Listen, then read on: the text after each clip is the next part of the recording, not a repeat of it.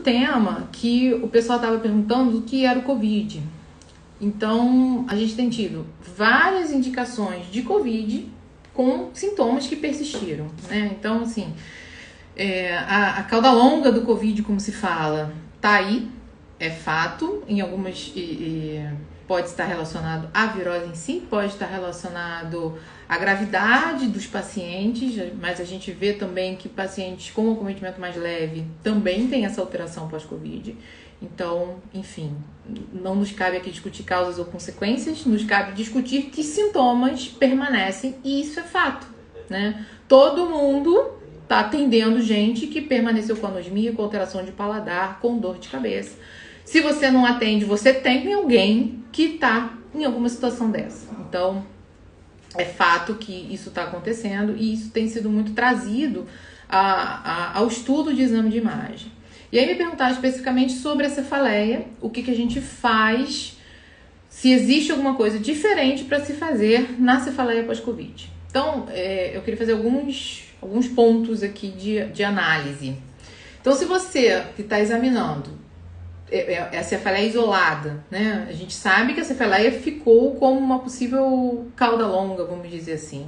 Mas a gente tem que afastar complicações, é óbvio. Então, se você acha que aquilo ali é uma cefaleia só de um paciente que está ali, de repente ele já tinha e exacerbou o quadro de enxaqueca, ou enfim, ou é uma coisa totalmente nova e aí incomoda bastante, mas você não vê outros sinais neurológicos, você acha que realmente é uma alteração de função e não uma alteração anatômica que justifique aquilo, você pede ressonância de crânio. O que a gente pode buscar e qual é o grande medo de algumas coisas que a gente tem que afastar, mas que com a ressonância de crânio nem sempre a gente vai conseguir?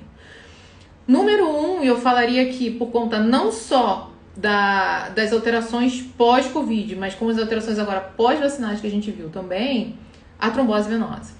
Então, trombose venosa de crânio é uma coisa que eu ouço desde a residência. E desde que eu comecei a dar aula e ter residente, eu falo isso pra eles. Todo mundo vai perder trombose venosa.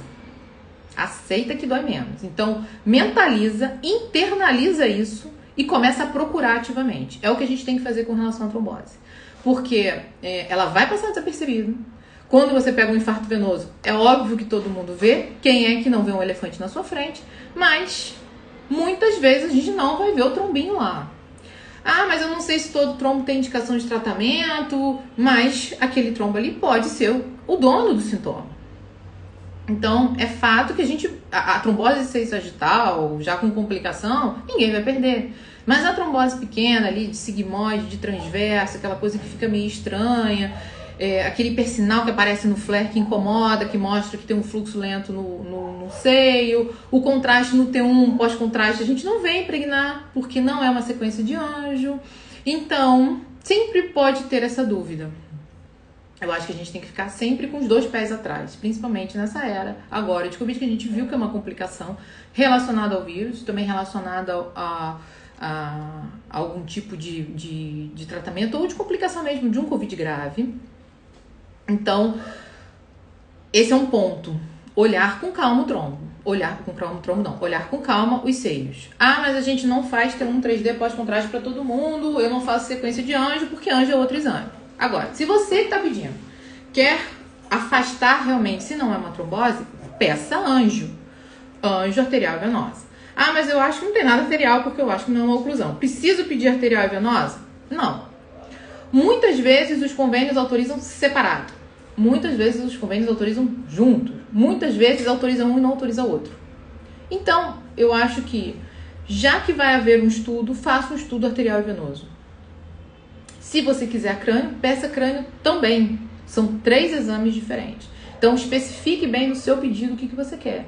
Ressonância de crânio, anjo arterial e anjo venosa. Avaliação de cefaleia pós-Covid, suspeita de trombose venosa. Isso aí é, assim, lindo pra gente. Porque aí a gente entende exatamente qual é o seu pensamento frente àquele paciente ali. Então, esse é um ponto. Mesmo que só venha pedido cefaleia crânio, quem está vendo o exame, quem está fazendo o exame, olhe com carinho. Por quê? Ah, eu estou vendo um hematoma. As coisas maiores que podem ter de complicação no parênquima, e teve hematoma porque teve sangramento, enfim, sei lá, alguma complicação infecciosa secundária, qualquer outra coisa, a gente vai ver. E a gente vai enquadrar dentro das nossas outras gavetinhas. Estou vendo uma formação expansiva, como é que eu faço o diagnóstico diferencial? Estou vendo uma captação aqui dentro do parêncrima, como é que eu faço o diagnóstico diferencial? A partir da semiologia da lesão básica. Agora, quando a gente não vê nada, e a trombose pode ser, o meu grande medo, é o grande alerta que eu queria deixar aqui hoje. O segundo ponto me perguntaram se vale a pena a gente fazer o flare pós-contraste. Qual é a grande indicação do flare pós-contraste?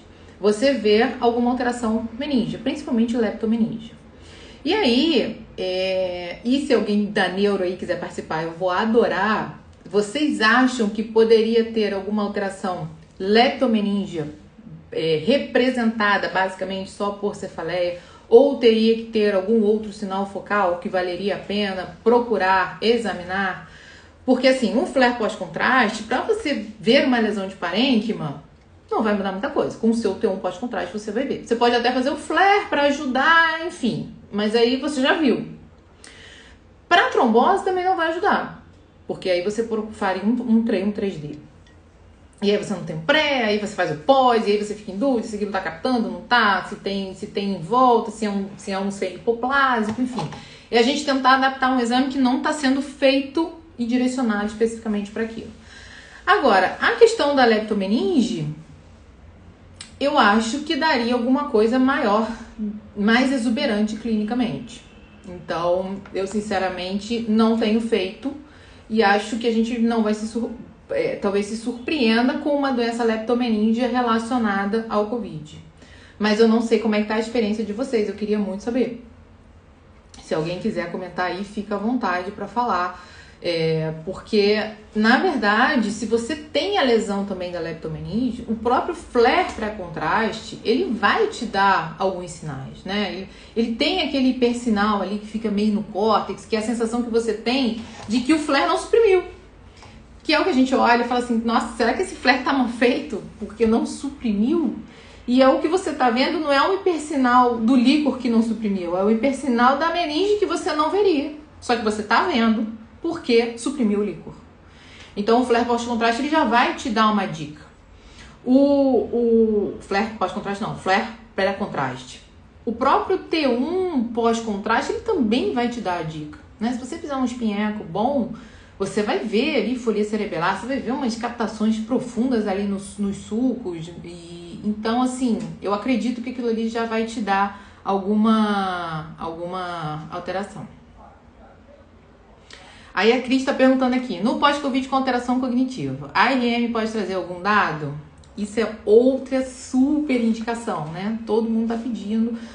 As alterações cognitivas estão realmente fazendo parte dessa cauda longa. Então, todo dia a gente está vendo. Eu acho que muito em breve, na verdade eu acho não, isso é uma expectativa minha.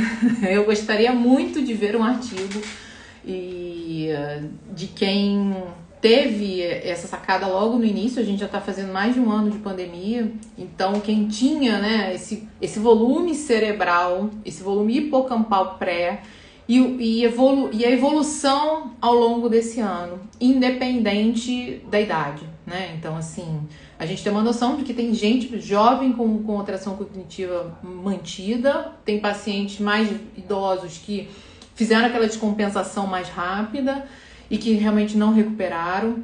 É difícil da gente conseguir diferenciar o que foi relacionado a um Covid grave, uma inflamação sistêmica grave, do que foi só do Covid em si. Então, acho que tem vários comemorativos nisso aí. E aí, a gente precisa de coortes grandes para esse tipo de avaliação. Na prática, o que a gente faz se eu olhar um hipocampo pequeno, eu não sei como era o hipocampo da pessoa. Então, eu não vou conseguir te dizer que houve uma progressão. Não peguei ainda progressões que eu tenha visto e falei assim, nossa, detonou o hipocampo. Agora, uma coisa que é muito importante da gente olhar para isso, em relação à atrofia, talvez a gente não tenha essa sensibilidade, nem de hipocampo, nem de córtex. Até porque no paciente idoso a gente vai perder um pouco o parâmetro, porque você já imagina que é acentuado. Então, será que acentuou mais? A não ser que realmente o paciente tenha um comparativo e a gente consiga estabelecer essa progressão longitudinal. Agora, uma coisa que a gente não pode deixar de olhar no COVID são as sequências de suscetibilidade magnética. Então, o T2 estrela, o SWI, né? O microsangramento existiu e é visto. E não é visto na TC, por exemplo. Então, muito paciente crítico não fez a ressonância no momento da internação. Custou acordar, acordou e ficou, como você está falando exatamente, paciente jovem e idoso. O quanto que esse idoso já estava num limiar que agora realmente a doença grave detonou ele, né? A gente não vai saber nunca se isso foi pelo Covid ou pela doença grave. Poderia ser uma sepse qualquer. Será que uma sepse qualquer não causaria isso também? Sempre vai ter essa dúvida, né? A gente tá vendo muito porque foi muita gente infectada ao mesmo tempo. Mas eu não tenho esse dado de volume, mas eu gostaria muito de ver um artigo com uma coorte mostrando efetivamente essa perda de volume. E não é nem só uma perda de volume focal, mas uma perda de volume que vai ser mantida. E a gente vai ter essa resposta daqui a algum tempo, não ainda, né? Porque assim, sempre que existe um processo inflamatório, e a gente está falando de um processo inflamatório sistêmico, a gente pode ter queda, voltando lá na nossa espectro, por exemplo. A gente pode ter queda do DNA por disfunção neuronal, mas não por perda neuronal. É importante. E depois que você sai desse quadro, você resgata a sua função neuronal e você resgata o seu pico de DNA, por exemplo.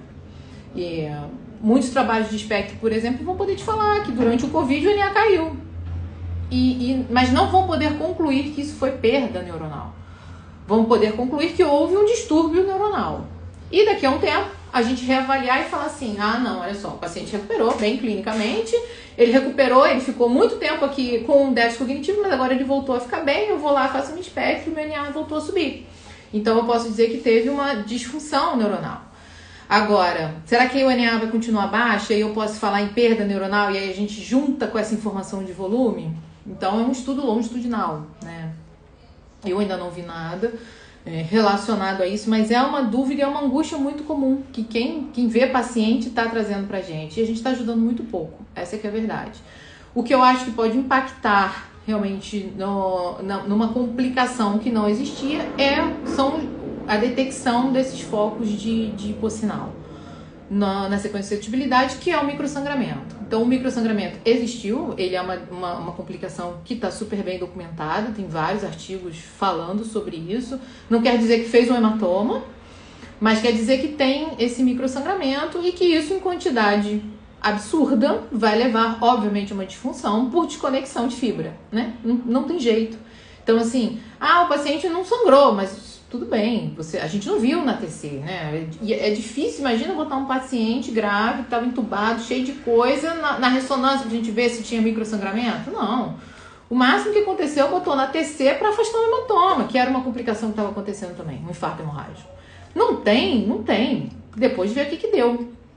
E a gente tá vendo agora. Então, assim, quem teve a possibilidade de fazer lá, né, assim, no início da pandemia já tinha relatos de microsangramento e hoje a gente vê. Isso a gente vê na clínica. Há pouco tempo eu tive um paciente que veio exatamente com essa queixa. E aí, assim, uma dica aqui para quem faz exame. Se você tá olhando o T2 estrela, você vai ter muito menos sensibilidade de detecção do que se você olhar um SWI ou um SWAM. Então, se existe essa dúvida, se você tem as duas sequências na máquina, prefira a que tem maior sensibilidade, que é o SWI ou o SWAM. Se você não tem como fazer, eu tenho máquinas que só tem T2 estrela, então é o que tem. Olhe com atenção. Tente fazer uma definição melhor, né? Botar mais NEX, e aí falando um termo mais técnico aqui, melhorar aquilo ali, até que nem que você ganhe em tempo de aquisição, não tem jeito, mas garanta uma qualidade melhor de lesão. Garanta uma qualidade melhor de análise, porque aí eu acredito que mesmo quando você estiver laudando também, olhe com mais calma, porque muito foquinho vai passar desapercebido. Muito foquinho você vai ficar olhando e falar assim, esse aqui eu acho que é artefato da sequência. E pode não ser, e pode ajudar sim na determinação desse quadro clínico. Deixa eu ver o que a Magda falou aqui. A de bebê que teve Covid, né? Isso aí a gente também não vai saber. Essa resposta vai vir daqui a um tempo, né? A gente tem visto, assim, as crianças, né, maiorzinhas que têm como falar, né, e se queixar, elas tiveram muito menos complicação do que os adultos, né? Mesmo adulto jovem. Então, talvez, principalmente as primeiras variantes, essas últimas agora acometeram um pouco mais as crianças de uma forma um pouco mais grave, mas as primeiras variantes foram muito mais benignas para as crianças, né? Então, uma dúvida que sempre aparece é a grávida, né? A gente ficou muito traumatizado com o que aconteceu com o Zika e com o chikungunya, que pegou as mulheres na gravidez e acometeu muito os recém-natos, né? O Zika de um jeito, o chikungunya de outro, em momentos diferentes de aquisição, que são importantes, das arboviroses, mas a gente agora ficou muito mais sensível ao que uma infecção viral efetivamente pode fazer numa grávida, né? A gente sempre soube do CMV, a gente sempre soube da rubéola, da toxoplasmose, não vírus, mas enfim, dessas infecções congênitas, né? Do TORCH, vamos dizer assim, aquele TORCH clássico da pediatria. Mas a gente não vivia assim essas grandes viroses já há um tempo, e eu acho que foi tudo muito seguido. 2015 teve o Zika, logo depois teve o chikungunya, e agora a gente ficou um pouco mais estressado também com o que pode acontecer com o Covid. Então, certamente vão sair estudos também de coortes de pacientes, né, de grávidas que se infectaram, se teve algum prejuízo ao bebê. Dependendo também, obviamente, do trimestre, se ele tem algum efeito teratogênico, se ele tinha algum efeito de modificação de desenvolvimento embrionário. Eu acho que não vejo ninguém discutindo muito sobre isso, mas, obviamente, não pode ter algum efeito imediato, mas pode aparecer lá na frente, né? Então, assim, eu acho que é importante também. A gente vai ter que manter esse acompanhamento, sem dúvida. Agora a gente ainda tem muitos anos de estudo, muitos anos de pesquisa para efetivamente falar o que aconteceu, o que aconteceu de bom, o que aconteceu de ruim, o que vai ficar de imunidade, o que vai ficar de suscetibilidade para todos nós. Mas do ponto de vista de imagem, hoje, o que a gente tem que ficar muito esperto, a meu ver, são essas duas situações. E com relação ao bulbo olfatório, também é uma indicação super comum, a manutenção da anosmia e a manutenção da alteração do paladar. Ninguém sabe também se houve uma infecção direta do vírus ali, né? Existem linhas de pesquisa que sugerem que houve a entrada realmente pela mucosa nasal e o vírus chegou no bulbo olfatório, chegou, né, dentro do sistema nervoso central, é periférico, mas é central, enfim. Se houve realmente uma infecção local, ou se aquilo ali está mediado por alguma outra forma de acometimento. Independente disso, acaba que muito pouca gente fez a ressonância no momento agudo, porque, pelo óbvio, né, tinha que ficar em casa, ou estava muito doente, ou não ia ficar se expondo e o risco de contaminar outras pessoas, que sempre foi a precaução e a recomendação. Então, a gente acaba que não teve aquele estudo de neurite aguda, vamos dizer assim. Muitas vezes as pessoas passavam os 15 dias e aí ela já estava melhor, já não estava mais teoricamente transmitindo, então ela começou a procurar os serviços de saúde. Então, a gente tem relatos na literatura, a gente teve até um caso que teve captação de contraste, que tinha hipersinal. E as agendas estavam fechadas também, né? Era complexo, não deu para fazer ciência na fase aguda, essa que é a verdade, porque estava tudo muito difícil, né? Os trabalhadores de saúde muito envolvidos em tratar realmente, em cuidar e cuidar de complicações e exames voltados para complicações e não para a gente tentar entender o todo. E eu acredito que é, por exemplo, o que a gente vê numa neurite periférica, né? Uma paralisia facial por qualquer outra causa. Você vai ter um tempo de realce de contraste. E depois daquilo ali, não vai mais realçar a neurite. O nervo facial, por exemplo, é um nervo muito fino, que a gente não consegue ver alteração de sinal. O bulbo olfatório, como é uma estrutura ovalada, maiorzinha, você pode ver algum tipo de alteração de sinal. Mas no facial, por exemplo, você não vê. E aquilo ali tem a curva dele de captação de contraste, com 100 apesar do tratamento. Se você não fizer nada, vai parar de captar. Então não adianta você fazer uma paralisia facial que já está instalada há um mês e injetou não captou. Eu falei assim, poxa, mas não captou, não tem paralisia facial? Não, você tá vendo, clinicamente você tá vendo. A gente já não tá mais vendo a quebra de barreira, a disfunção, o processo inflamatório no nervo. Mas a disfunção dele certamente ainda existe, tanto que o músculo não voltou a funcionar. Então eu acredito que, com relação ao bulbo olfatório, a gente tem muito isso. Não há dúvidas de que não está funcionando bem. O problema é o quanto a imagem está conseguindo mostrar isso. Então, na fase aguda, e sempre vai ter um relato falando assim, ah, mas eu fiz dessa paciente 3 meses depois e continuou. Ok. Sempre tem o que continua. Sempre tem um que mostra que existe que o processo inflamatório ainda está ali. Sempre tem. E quantidade de gente que ficou com anosmia, imagina, quanto mais a gente fizer, provavelmente mais a gente vai pegar. O fato é que o dia a dia a gente não está mostrando mais isso. Até porque os pacientes vêm com meses. Então, o que eu recomendo fazer? A gente sempre faz sequência fina, ali voltada para o bulbo olfatório, né? Eu gosto de fazer até um T1 com supressão de gordura pós-contraste, porque eu acho que ajuda a identificação lá da bolotinha. A gente até faz festa, mas assim, o quanto a gente vai conseguir dizer de novo que um bulbo é atrofiado se eu nunca vi o bulbo daquela pessoa? Se não existe uma medida mágica aqui que vão me falar agora, todo bulbo tem que ter, sei lá, uma área de 2 centímetros e não tem, é pequeno, né? Não existe isso. A gente nunca fez um estudo de bulbo. A gente olha determinadas indicações, síndrome de Calma, não tem bulbo. Então você faz a sequência e não vê o bulbo. Agora, a gente vê se o bulbo está maior ou menor. Ah, um bulbo assimétrico, pode me dizer lesão? Sim. Um bulbo de uma alteração pós-traumática, você vê ele lá bem pequenininho. Sim, a gente imagina isso. Mas uma pessoa normal, que nunca aconteceu nada ali naquela região, vai ser difícil a gente ter uma noção se aquilo atrofiou ou não. E pode-se usar também a sequência FLAIR 3D para você avaliar o bulbo. O que eu tenho percebido com o FLAIR 3D? Não é uma sequência que a gente fazia para avaliar especificamente essa região. Então, tem uma tendência a ter um discreto hipersinal. É bom a gente treinar o nosso olho para isso. É o que eu posso indicar e é o que eu tenho feito.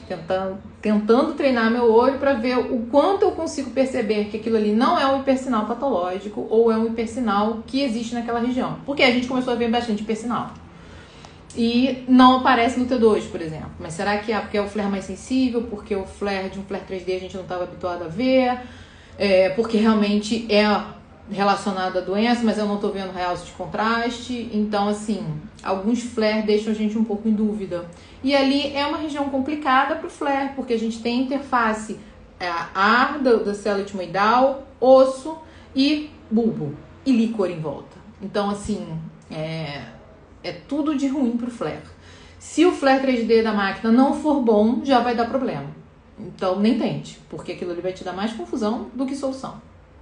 Se o seu flare 3D for muito bom, tiver bem com a saturação boa nessas interfaces, né, que são interfaces complicadas para o flare, a gente já sabe, é uma das limitações da sequência, tente e comece a treinar seu olho para avaliação exatamente de alteração de bulbo olfatório. Na prática, eu não tenho visto nada expressivo nessas anosmias de longo prazo que a gente está pegando agora. Como eu falei, tiveram alguns casos de literatura e a gente também teve, num momento mais agudo. Mas nesse momento mais tardio, realmente não está fazendo nada, mas, assim, tem que olhar, né? Vai que aconteceu alguma outra coisa e aquilo ali vai ser identificado nesse momento. Então, vale o exame, mas em geral, eu acredito que os laudos vão estar saindo como laudos normais e, assim, não vai ter muito jeito, limitação do método. Então, já são 6h30 da sexta-feira, já anoiteceu, todo mundo passou o pôr do sol comigo. Eu queria saber se alguém tem mais alguma dúvida, mandem aí no chat. Essas foram as principais perguntas. O Cleiton me perguntou também de perfusão. Perfusão é sempre um assunto complexo. Quando fazer, qual fazer, e assim, eu costumo fazer a perfusão T2 estrela. Eu acho que a permeabilidade, eu tenho lido cada vez mais sobre isso, é um pouco confuso, as indicações e as interpretações, principalmente para tumor de crânio. Ela tem outras indicações no corpo, mas no crânio ainda é uma coisa mais nebulosa. E a perfusão é essencial para avaliação de formação expansiva, né? Então, ela ajuda a gente a graduar um tumor, a fazer determinados diagnósticos diferenciais, principalmente se você está em dúvida se aquilo ali é uma infecção ou se aquilo ali é um tumor. Então, é uma sequência que não pode faltar. Se você que está fazendo o exame não quer errar, faça. É melhor fazer do que não fazer. Se você já injetou o contraste e agora pensou que não fez a perfusão, não tem problema. Pode fazer depois do contraste, de novo, porque, na verdade, a técnica certa de você fazer a perfusão é você injetar o contraste antes, para a gente ter a melhor curva possível. Lembrar que quando você faz o MinCurve, tem vários jeitos de reconstruir. Em geral, a gente usa a plataforma própria da máquina. Tem máquinas que são mais fáceis, máquinas que são mais difíceis de fazer essa curva. O que você busca é o mapa de CBV, de volume cerebral. E o que a gente quer é uma curva que ela comece no mesmo platô, o sinal caia, volte no mesmo nível. Isso é uma curva boa. Isso é um MinCurve bom. Se a curva começou aqui, o sinal caiu e o sinal não voltou, quer dizer que você perdeu o contraste para o parênquima. Quer dizer que você, essa perda, ela pode ser normal, mas porque sempre existe algum grau de perda para o tecido, mesmo quando a gente está passando lá no leito capilar. Apesar de você não ter aumento de permeabilidade, não é uma medida de permeabilidade, é uma medida de integridade, né? De barreira, enfim, integridade do seu tecido. Apesar de você ter íntegro, sempre tem uma perda para o parênquima. Sempre o contraste vai e não volta completamente. Para que ele volte completamente, você tem que já ter contraste naquele parênquima. Porque satura mesmo, né? Um mecanismo bem físico. Então, injete antes. Então, se você esqueceu de fazer, se você olhou e a perfusão ficou ruim, não tem problema. Faça de novo. Não deixe de fazer. Se abriu ali para processar, ficou ruim, com o aparelho, com o paciente na mesa ainda, faz de novo. Em geral, os médicos não precisam pedir a perfusão, porque é uma decisão ali de quem está fazendo o exame. E o que não pode faltar é exatamente na avaliação, principalmente de formação expansiva. Formação infiltrativa também? Também. Normalmente, o que infiltra é um glioma de baixo grau? Provavelmente. Mas você vai ter que fazer diagnóstico diferencial com linfoma. Você vai ter que fazer diagnóstico diferencial com lesão de substância branca, essas lesões mais diferentes, tipo NMO, tipo MOG, tipo GFAP, enfim. Você pode ter algum tipo de alteração mais inflamatória, infiltrativa, e a perfusão te ajuda também. Então, se puder fazer, faça. E faça da forma correta, né? Satura o parênquima antes. Eu costumo fazer com 5 e 10. Você pode fazer com 10 e 10 se o paciente tiver uma condição boa. E, assim, até 20 ml de gadolinho é ok, principalmente se o paciente for um paciente grande, mais pesado. E não deixe de usar, né? Usar e processar. Sempre a curvinha na lesão, onde você vê que cai mais o sinal na sequência bruta, a curvinha no vaso e a curvinha no parênquima normal. Você pode usar o parênquima normal contralateral, se não for normal contralateral, em alguma outra região. Porque é o ideal que você vai ter um padrão de curva do vaso, que é aquele que cai rápido e volta. Você vai ter o padrão de curva da lesão, que se tiver hiperperfusão vai ser muito parecida com essa do vaso, cai rápido e volta. E você vai ter o parênquima. O parênquima ele não tem perfusão alta, então ele vem, ele cai minimamente e volta. Quanto mais perto disso, menor a sua perfusão, mais fria ela é. Quanto mais perto do vaso, pior, mais quente ela é. Perfusão quente normalmente associado a alterações malignas de alto grau, né? Então, em geral, infecção não vai ter perfusão alta, doenças inflamatórias, doenças da substância branca, tudo isso você consegue fazer diagnósticos diferenciais baseados basicamente nisso, tá? É óbvio que você vai usar a difusão, é óbvio que você vai usar como é que é o realce de contraste, é óbvio que você vai usar a semiologia da lesão e todo o comportamento dela nas sequências, né? Contorno, como é que é o sinal no T1, como é que é o sinal no T2, tem microsangramento e por aí vai. Tudo isso a gente falou semana passada na jornada da ressonância magnética, que foram os 3 dias. Então, 2 aulas eu já falei que eu ia tirar já no fim de semana, ainda deixei até segunda-feira para vocês. A terceira aula tá lá ainda, que fala no YouTube do NeuroRad em Pauta, que fala sobre a construção do diagnóstico radiológico na sua cabeça. Como você vai pegar essa ressonância e fazer o passo a passo dela, para você não tentar olhar tudo ao mesmo tempo, se desesperar e não conseguir fazer. Né? A gente tem de olhar, tenta olhar tudo, somar o máximo de informação possível, mas sem um método, sem uma organização. Então, essa organização é essencial para a gente conseguir chegar lá. E se você tiver interesse de aprender mais, esse fim de semana vai ser o último fim de semana para você entrar no grupo que já faz parte do princípio de ressonância magnética. No nosso primeiro evento desse curso, que vai te mostrar todas essas sequências que a gente falou aqui. Todas as indicações. Vai te mostrar não só o conteúdo teórico, do que você tem que saber para entender a sequência e entender o que você extrai dela, mas também quando que você pede, quando que você indica um tipo de sequência desse, quando que ela não pode faltar. E como você vai juntar no final isso tudo e chegar ao seu diagnóstico. Ou seja, como eu vou trazer todas essas informações das minhas sequências avançadas, das minhas sequências convencionais, das informações da lesão, juntar tudo e chegar onde eu quero. O que que o meu paciente tem. E você que tem a clínica, que tem os dados laboratoriais, você que tem tudo aí na sua mão, não pode deixar de ter a radiologia também. É óbvio que o radiologista é essencial, é óbvio que o radiologista ajuda muito, mas muitas vezes você está sozinho. Então você não pode perder essa oportunidade. Para o radiologista que está começando, é o passo a passo que vai te orientar. Ninguém vai sentar para te explicar a ressonância. É complicado. O dia a dia de uma residência é complicado. A gente sabe disso. Todo mundo tem que baixar pilha, a produtividade é cobrada. Se você faz um serviço particular, então, mais produtividade ainda os médicos têm que ter. Menos eles vão conseguir te ajudar nesse passo a passo inicial. Depois que você decola, você decola. O problema é taxiar ali na pista. Então, o curso é para te dar essa orientação. Quem não fez radiologia, obviamente, nem passou por isso. Ninguém falou de ressonância na graduação. Quem aqui teve mais de uma aula de ressonância? Difícil. Eu dou aula em universidade. Eu dou uma aula de neuroradiologia no 5º período.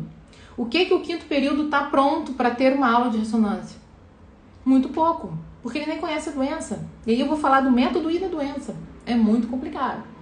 Aí você vai pegar pedacinhos por pedacinhos, dependendo de onde você vai. E você não consegue construir um raciocínio linear. Você não consegue usar o exame a seu favor. A favor do diagnóstico que você vai dar para o paciente. E lembra, você vai ter que tratar ele. E tratar o paciente tá na sua conta.